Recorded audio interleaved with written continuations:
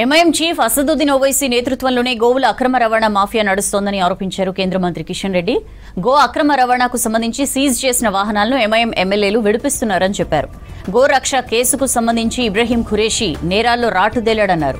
BJP రాష్ట్ర కార్యాలయంలో Ibrahim ఖురేషీకి MIM బీఆర్ఎస్తో ఉన్న సంబంధాలపై పీపీటీ ఇచ్చారు కేంద్ర మంత్రి.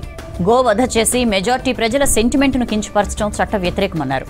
మజ్లిస్ సిటీలో రాజ్యాంగేతర శక్తిగా ఎదుగుతుందన్నారు. ఓవైసీ సోదరులపై ఈగ వాలకుండా కాంగ్రెస్ బీఆర్ఎస్ కాపు కాస్తున్నాయని ఆరోపించారు కేంద్ర మంత్రి.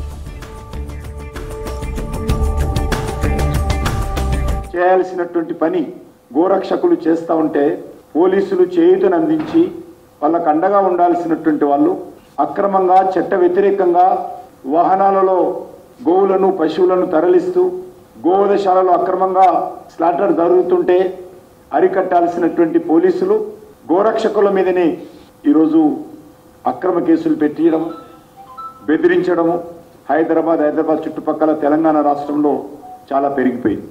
ఈరోజు చాలామంది ప్రజలు, మెజార్టీ ప్రజలు గోవులను పూజిస్తారు.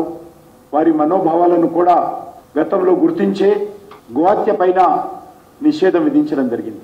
స్లాటర్ హౌజెస్ పైన అనేకమైనటువంటి నియమ నిబంధనలు పెట్టడం జరిగింది.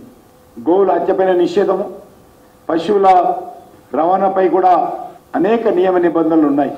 కానీ ఏ ఒక్కటి కూడా ఈరోజు తెలంగాణ రాష్ట్రంలో గత 10 సంవత్సరాలుగా ఆ యొక్క నామ్స్ కానీ, ఆ యొక్క రూల్స్ కానీ, ఆ చట్టాలు కానీ అమలు జరగడం లేదు.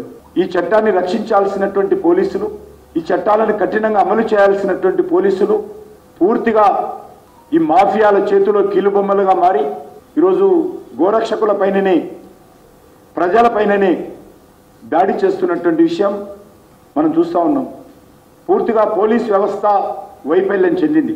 గోవులను ఆరాధించే వాళ్ళు తప్పకుండా గోవులను రక్షించుకోవాల్సినటువంటి బాధ్యత వాళ్ళ హక్కు, అది చట్టం కల్పించినటువంటి హక్కు అది.